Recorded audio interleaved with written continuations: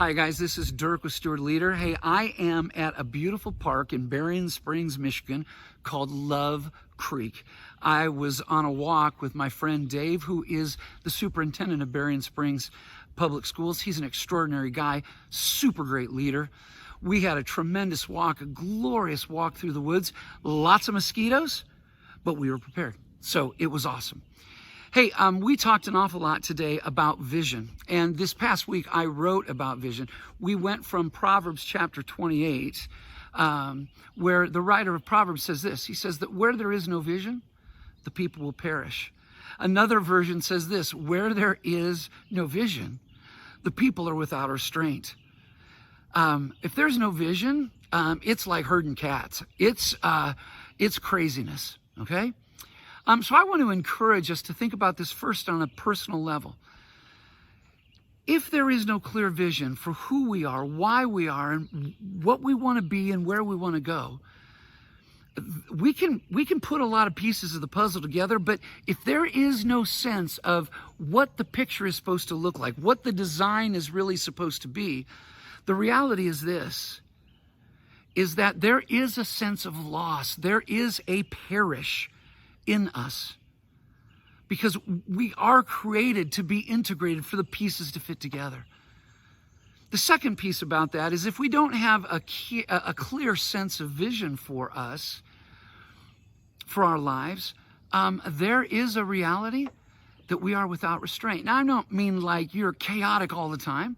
I mean that we try to fill in the gaps with stuff that we think will bring purpose. We get this, we buy that, we do this, we experience that, we chase after this, we race after that.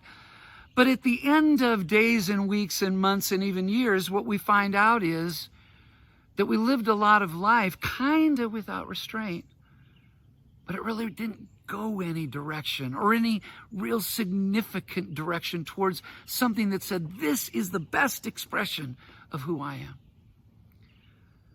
So here's what I'd like you to encourage. I'd like to encourage you to do this weekend. I'd like to encourage you to spend some time to clarify a vision statement. Listen, here's the deal. If you'd love to talk with me about it, just send me an email, dirk@stewardleader.org, and I'd love to talk to you about it. If not, that's totally cool. But let me encourage you to this.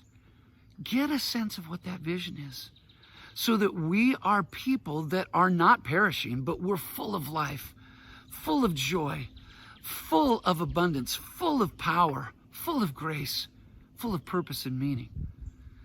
And that we're a people that we're not walking around without restraint, but there's a sense of that in that joy and in that happiness and in that abundance and beauty of our lives, there's a sense of intention and focus that we're moving in a direction that we feel that God has crafted us to live in, a vision that God has called us to live in, but a vision that we have to say yes to and then move intentionally in that direction.